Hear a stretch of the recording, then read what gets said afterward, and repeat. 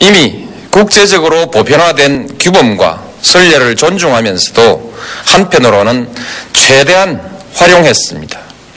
그리고 당장의 이익에 급급한 작은 장사꾼이 아니라 우리 경제의 미래와 중국을 비롯한 세계 시장의 변화까지 미리 내다보는 큰 장사꾼의 안목을 가지고 협상에 임했습니다.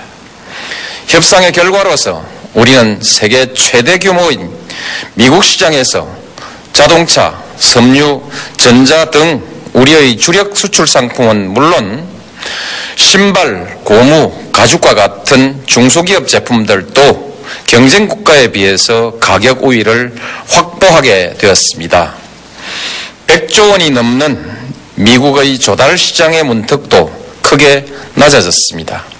이제 우리 기업들이 새롭게 도전해 볼 수 있을 것입니다. 미국의 반덤핑 조사 과정에서 우리의 입장을 보다 적극적으로 반영하고 강화할 수 있는 수단도 확보했습니다. 이 점에 관해서 우리의 요구를 다 관철하지 못한 아쉬움이 있습니다만 진일보한 것은 틀림없습니다. 활용만 잘하면 우리 수출 기업들에게는 큰 도움이 될 것입니다. 개성공단 제품도 한반도 역외가공지역위원회 설립에 합의하여 국내산으로 인정받을 수 있는 근거를 만들어 두었습니다. 앞으로 개성공단뿐만 아니라 북한 전역이 이 근거의 혜택을 받을 수도 있을 것입니다. 물론 어려움을 겪어야 하는 국민들도 많이 있습니다. 그 대표적인 분야가 농업입니다. 그러나 우리는 협상에서 농민들의 이익을 최대한 보호하려고 노력했고 대부분이 협상 결과에 반영됐습니다. 돼지고기는 최장 10년, 닭고기는 10년 이상, 쇠고기는 10년, 사과와 배는 20년, 오렌지는 7년에 걸쳐서 관세를 철폐 또는 인하하기로 함으로써 구조조정과 경쟁력 강화에 필요한 시간을 확보했습니다. 만일 수입 물량이 늘어서 소득이 줄어들면 국가가 소득을 보전해 줄 것입니다. 부득이 폐업을 해야 할 경우에는 폐업 보상을 할 것입니다. 국가가 지원하여 기술을 개발하고 경쟁력을 강화해야 할 품목은 그렇게 해서 세계를 상대로 경쟁할 수 있는 전업농을 육성할 것입니다. 이미 우리 농민의 60%가 60세 이상의 고령자입니다. 농사를 그만두고 전업이 불가능한 고령의 농민들에게는 복지제도를 강화하여 생활을 보장할 것입니다. 정부는 이분들에 대한 노후 대책을 세우고 있습니다.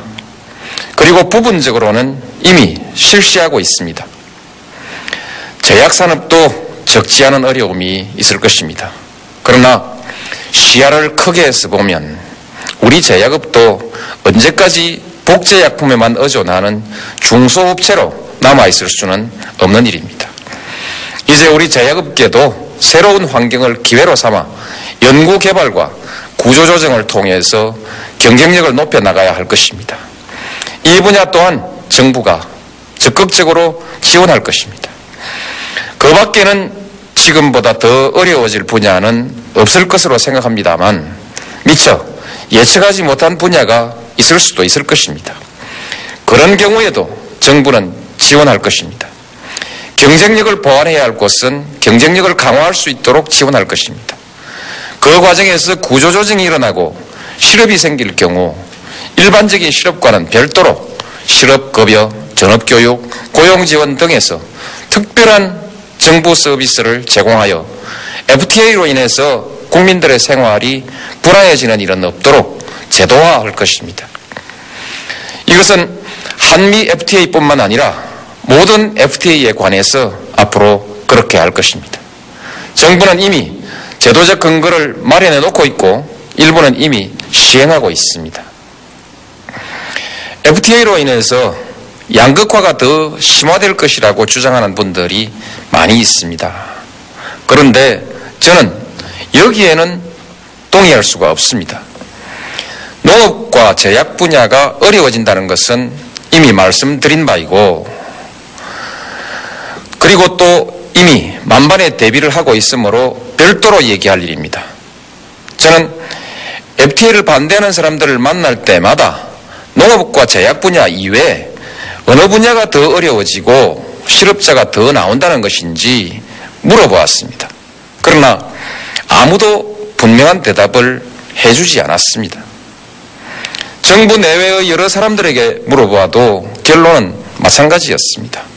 그런데도 사람들은 근거도 밝히지 않고 막연히 양극화가 심해진다는 말만 주장하니까 참으로 답답할 노릇입니다.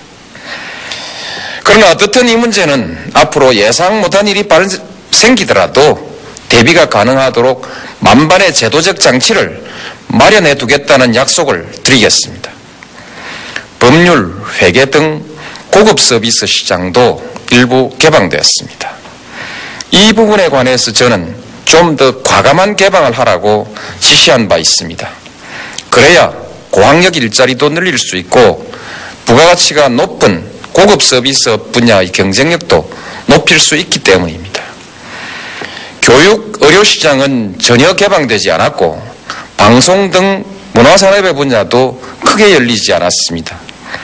이 역시 아쉬운 대목입니다. 문화산업도 이제 세계를 상대로 경쟁해야 합니다.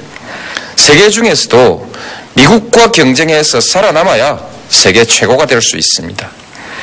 공공 서비스와 문화적 요소는 보호하되 산업적 요소는 과감하게 경쟁의 무대로 나아가야 합니다.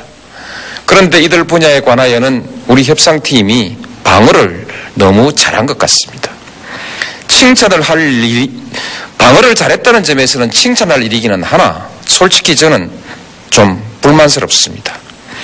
아마 비준의 어려움을 고려해서 그리한 것 같습니다만 저는 좀 아쉽다는 생각을 지울 수가 없습니다. 쇠고기에 대한 관세 문제는 FTA 협상 대상이지만 위생급력의 조건은 FTA 협상의 대상이 아닙니다. 따라서 이 문제는 원칙대로 FTA 협상과는 분리하여 논의하기로 했습니다. 다만 저는 부시 대통령과의 전화를 통해서 한국은 성실히 협상에 임할 것이라는 점, 협상에 있어서 국제수역사무국의 권고를 존중하여 합리적인 수준으로 개방하겠다는 의향을 가지고 있다는 점, 그리고 합의에 따르는 절차를 합리적인 기간 안에 마무리할 것이라는 점을 약속으로 확인해 주었습니다. 이렇게 한 것은 지난날 뼈조각 검사에서 한국 정부의 전량검사와 전량반송으로 인해서 미국이 앞으로의 쇠고기 협상과 절차 이행에 관하여 한국 정부가 성실하게 임하지 않을 것이라는 불신을 가지고 뼈를 포함한 쇠고기의 수입과 절차 이행에 관해서 기한을 정한 약속을 문서로 해줄 것을 요구한 데서 비롯된 문제를 해결하기 위한 것이었습니다. 저는 저희 구두 약속이 쌍방의 체면을 살릴 수 있는 적절한 타협이었다고 생각합니다. 우리 정부는 앞으로 이 약속을 지킬 것입니다. 이 약속을 성실하게 이행하면 쇠고기의 수입이 가능한 시기를 추정할 수는 있을 것이나 그것을 기간을 정한 무조건적인 수입의 약속이라고 하거나 이면 계약이라고 해서는 안 될 것입니다. 국민 여러분, 우리 국민들은 우리나라가 선진국이 되기를 간절히 원합니다. 그리고 열심히 노력하고 있습니다. 그런데 선진국은 그냥 열심히만 한다고 되는 것이 아닙니다. 도전해야 합니다. 도전하지 않으면 결코 선진국이 될 수 없습니다. 앞질러 가기 위해서뿐만 아니라 뒤처지지 않기 위해서도 우리는 도전해야 합니다. 일부 집단만의 이익을 지키기 위해서 변화를 거부하거나 지금 우리가 누리고 있는 성공의 안주에서 우리 것을 지키려고만 한다가는 어느새 어느 나라에 추월당할지도 모르는 상황이 오늘의 세계의 엄연한 현실입니다. FTA는 바로 그 도전입니다. 그동안 우리는 열심히 도전해왔고 그리고 성공했습니다. 앞으로도 성공할 것입니다. 국민 여러분, FTA는 한쪽이 덕을 보면 다른 한쪽이 반드시 손해를 보는 그런 구조가 아니라 각 각기 더 많은 이익을 얻을 수 있는 구조입니다. 우리 자동차와 섬유가 미국 시장에서 미국산 제품하고만 경쟁을 하는 것이 아니라 오히려 다른 나라의 제품과 경쟁하는 요소가 더 크기 때문에 자동차와 섬유로 인해서 미국이 손해를 보는 것보다 우리는 더 큰 이익을 얻을 수 있는 것입니다. 반대로 우리 시장에서 미국 농산물이 우리 농산물하고만 경쟁하는 것이 아니라 다른 나라 농산물과 함께 경쟁하는 것이기 때문에 우리가 손해보는 것보다 미국이 훨씬 더 큰 이익을 가져갈 수 있는 것입니다. 그동안 미국의 압력이라는 얘기가 난무했고 길거리에서도 심지어 매국이라는 용어까지 등장했습니다. 국민 여러분, 분명히 말씀드리지만 우리 정부가 무엇이 이익인지 무엇이 손해인지조차 따질 역량도 없고 줏대도 없고 애국심도 자존심도 없는 그런 정부는 아닙니다.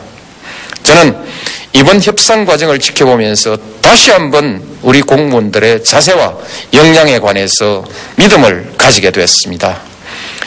거듭 말씀드리지만 한미 FTA는 시작 단계부터 우리가 먼저 제기하고 주도적으로 협상을 이끌어낸 것입니다.